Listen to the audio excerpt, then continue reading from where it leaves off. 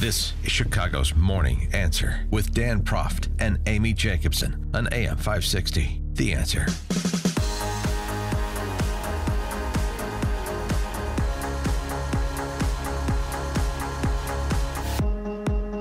Top of the morning, Dan and Amy. I highly recommend this piece from Andrew Sullivan in New York Magazine over the weekend. The Abyss of Hate versus Hate. Now, you have to get through some of the perfunctory Trump hate from Andrew Sullivan that punctuates even the very good pieces that he writes. But focus here, because it's on Covington. And from Andrew Sullivan's perspective, it's a rather remarkable piece. Andrew Sullivan being, left. He writes, "What was so depressing to me about the Covington incident was how so many liberals felt comfortable taking a random teenager and purely because of his race and gender projected onto him all their resentment and hatred of white men in general. Here is, and this is what will inevitably happen once you've redefined racism or sexism to mean prejudice plus power. It's reasonable to note the social context of bigotry and see shades of gray in which the powerful should indeed be more aware of how their racial or gender prejudice can hurt others and the powerless given some slack. But if that leads you to ignore or downplay the nastiest adult bigotry imaginable, and to focus on a teen boy's silent face as the real manifestation of evil, you are well on your way to creating a new racism that mirrors aspects of the old. This is the abyss of hate versus hate, tribe versus tribe. This is a moment when we can look at ourselves in the mirror of social media and see what we've become." He points out that tyranny is not just political, but psychological. It infects the soul of the entire body politic. It destroys good people. It slowly strangles liberal democracy. This is the ongoing extinction level event. On Covington. And Bill Maher, over the weekend, Politically Incorrect, provided a good example of exactly the hate, the new racial order the left is attempting to institute psychologically and culturally. I don't blame the kid, the smirking kid. I blame lead poisoning. And bad parenting. And oh yeah, I blame that fucking kid. What a little smirk face. Smirk face says, please. Like, that's not a move at any age to stick your face in this elderly man's. And this smirking kid says he was just trying to diffuse the situation by, really? You know what? Next time you get into a fight with your wife or your husband or your boyfriend or your girlfriend, try that. Try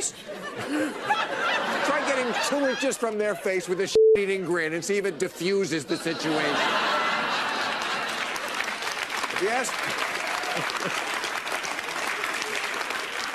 If you ask me, this kid should have done what everyone does during a drum solo. Leave. But, really, I mean, I don't spend a lot of time, I must tell you, around Catholic school children. But I do not get what Catholic priests see in these kids. I mean, he's picking. Does he know he's picking on a child, a teenage boy?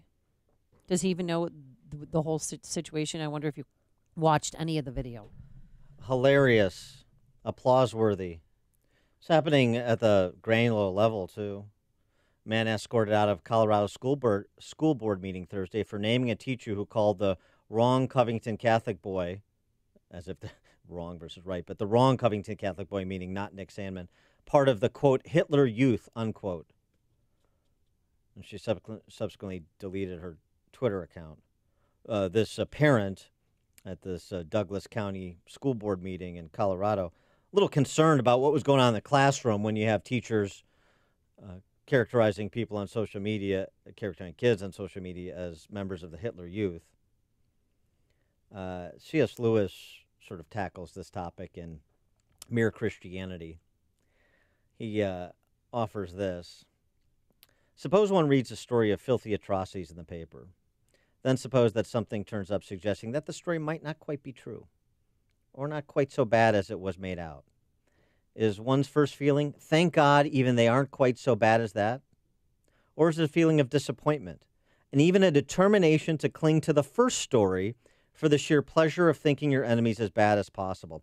If it is the second, then it is, I'm afraid, the first step in a process which, if followed to the end, will make us into devils. You see, one is beginning to wish that black was a little blacker. If we give that wish its head, later on we shall wish to see gray as black, and then to see white itself as black. Finally, we shall insist on seeing everything, God, our friends, ourselves included, as bad and not be able to stop doing it. We shall be fixed forever in a universe of pure hatred. Tell me C.S. Lewis's words don't ring true in our culture today. Exhibit 1, Bill Maher.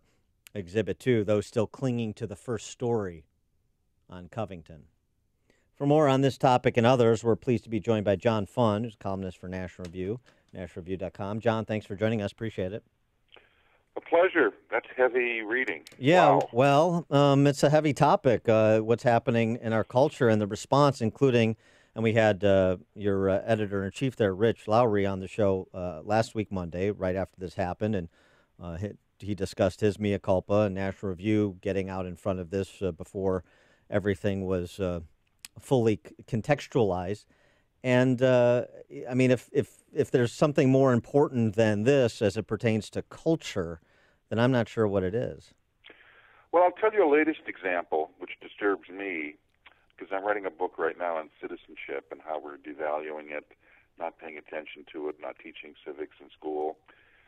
Tom Brokaw, the former anchor of NBC Nightly News, was on Meet the Press yesterday, and he said, well, you know, we really do have to diffuse tensions in this country, and everybody has to do their part.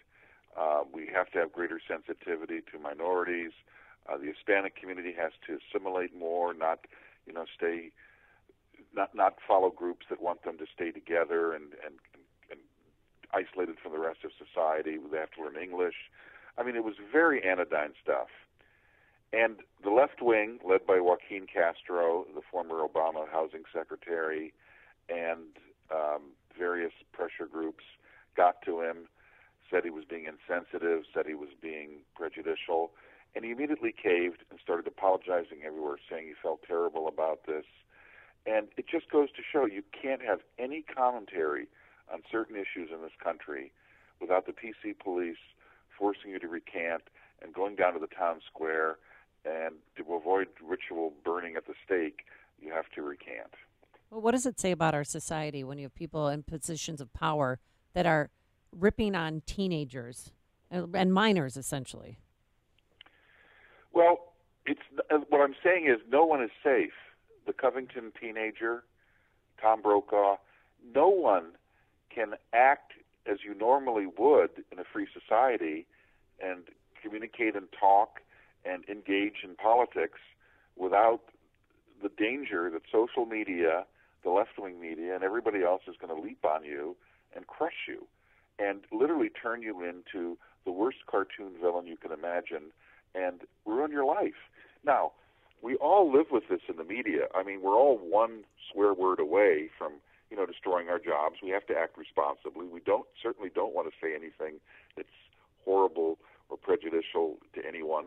But fair commentary, simply standing there while somebody is banging a drum in front of you, is depicted as, violence against minorities, disrespect, saying that an ethnic group that comes to this country, a country of immigration, but it should assimilate. It's what every group in this country ever did. It's just appalling that we no longer have a First Amendment. We have a first right of people to crush anyone they disagree with. Well, and the interesting thing, too, is you've had some people try to provide some context, even center-left, like Sullivan, David Brooks, who I know is supposedly a Republican. I would put him on the center-left. But in the same token, or in the same breath, by the same token, they also do this sort of, the pressures of the social media in the 21st century, the pressure reporters are under because of the fast-paced nature of Twitter and everything online. Like the sort of value-neutral communication channels are in part to blame for what they've disclosed as to who we are in the 21st century. Well, It is pretty ugly because it's open season on people you disagree with now.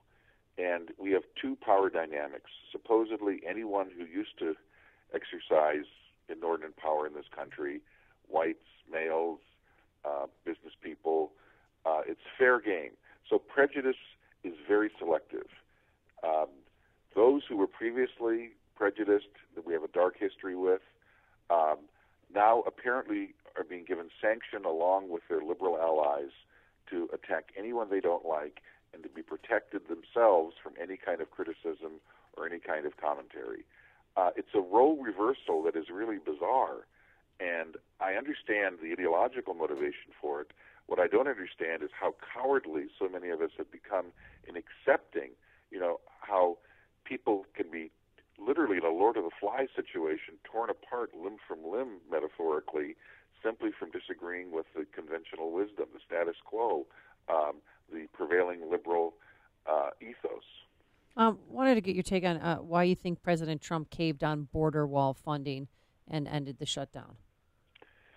Well, sadly, there's a new book out by a former Trump aide called Vipers in the White House. This guy, Cliff Sims. I'm not necessarily going to say everything in it is true, but I have to tell you, the president, who likes to portray himself as a great deal maker and an expert businessman, operates, the book is called Team of Vipers, operates a completely chaotic White House. He had the shutdown, I think, without a clearly thought plan. He didn't game theory it out. He didn't have his chess moves planned in advance. And I think that the president has got to go back to square one, and I think he's got to find some advisors who are more competent than some of the ones he has. It would be nice if, for example, he realized that, having family members like Jared Kushner and Ivanka Trump in the White House is not a good idea because you can't fire your family. And I think he has to go back to square one. He's 2 years into his administration now, and he should realize he's accomplished a lot. But the chaos in the White House has not gotten better. It's gotten worse. And he's got to address it because otherwise he's going to have fiascos like this over and over again. That book you mentioned also really gets after Kellyanne Conway as sort of being fork-tongued, to say the least, suggesting that she's one of the worst leakers in the White House and leaks things that shouldn't be put out into the ether. The president doesn't want out into the public, but also is very critical of the president when she's talking to members of the D.C. press corps. Well, I think it's a little hard to say someone is one of the worst leakers in the White House. Everyone in the White House leaks. Okay. Yeah. Every reporter knows that. To try to single someone out is just ridiculous. But the president has to accept the fact he hires some really strange people. Omarosa, Roger Stone, Paul Manafort. Chris Christie has a book out this week saying, why does the president keep hiring riffraff? He can hire the best. Yeah. So there's something in the president's management style that is a real problem. You don't hire characters like this by accident. It seems to happen so often. There has to be a pattern here. That is a fair point. He is John Fund, columnist for National Review. John, thanks as always for joining us. Appreciate it. Thank you. And he joined us on our turnkey.pro answer line. Listen to podcasts of Dan and Amy from the AM 560 mobile app. Download it today at 560theanswer.com/mobile. Another